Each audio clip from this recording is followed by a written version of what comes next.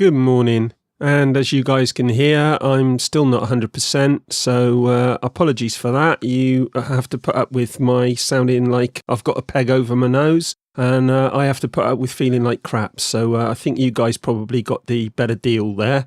So if you can put up with hearing me like this, then sit tight and hold on for this one, because I'm going to have a little bit of a moan. And it's only a minor moan, but it's something that should affect quite a few families, and this is whether you are on the Xbox or whether you're on the PS4, and it's to do with sharing games across consoles and across accounts. Now, the situation I'm in is that I have multiple PS4s and multiple Xboxes. I've currently got 2 Xboxes, currently got 2 PS4s, and later in the year I will probably have 3 Xboxes. And the reason for that is I will be setting up a room upstairs for my boy to be able to play Xbox games and PlayStation games. And I also want to be able to do that in the office as well. Bit greedy, I know, but it means that I can come in the office and I can record gameplay when everyone else is doing other things. And it also means that my boy can go upstairs and play games, and, I can leave him to it to some degree. Obviously, there's going to be some limitations on what I'm going to allow him to access, and online games are going to be out of bounds for the foreseeable future because he's still quite young and I want to limit what he can play. But, there are some games he can play, and I want him to be able to log in and play those games on his account and on his Xbox and or his PlayStation. This is going to affect other people with families, and, if you've got more than one kid, then it's going to be even more of a problem. And what's that problem?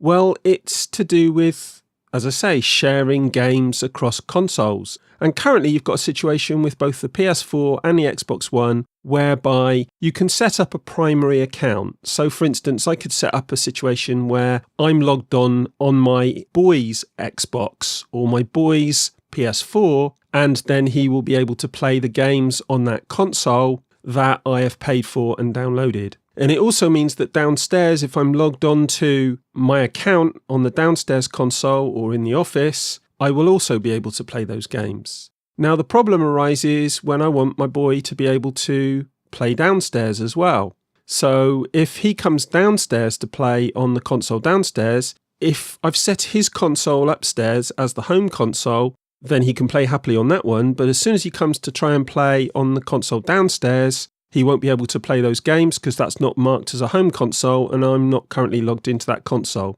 Now, as you can see, this becomes a bit of an issue. It means I'm going to have to then go and log into that console as myself and then change it to the home console in order for my boy to be able to play on the downstairs console. And it all gets very complicated and a bit of a mess, frankly. And it's been taking me a little while trying to get my head around this, and is there a way around it? And quite simply, no, there isn't really. Basically, you're stuck. And I was a bit, I was thinking, well, why is this? Because when I bought my iPad and then I subsequently bought my little boy his iPad, everything I had on my iPad, I could then transfer across to his iPad. Now, obviously, I didn't want to transfer everything, but there were some games that I had on there and things that I had on there specifically for him. And I then went into his account and re-downloaded those games from my account because I've got it set up as a family account. So I can have those games, those apps on, various different, I think up to something like 5 iPads and iPhones. And, this is a great idea. It means that you haven't got all this worry about logging on and setting up the accounts and having a home iPad or whatever. And I would like to see this brought in for the Xbox One and for the PlayStation. Because, frankly, I don't see that it's a problem for them. I know some people are going to come in and say, oh, well, they're going to lose sales because you're only going to buy one copy of the game. Well, hell yeah, I'm only going to buy one copy of the game. I am only going to buy one copy of the game. I'm not going to buy multiple copies of the game. And, if you've got a family of 3 or 4, what, you expect people to go out and buy 4 copies of a game?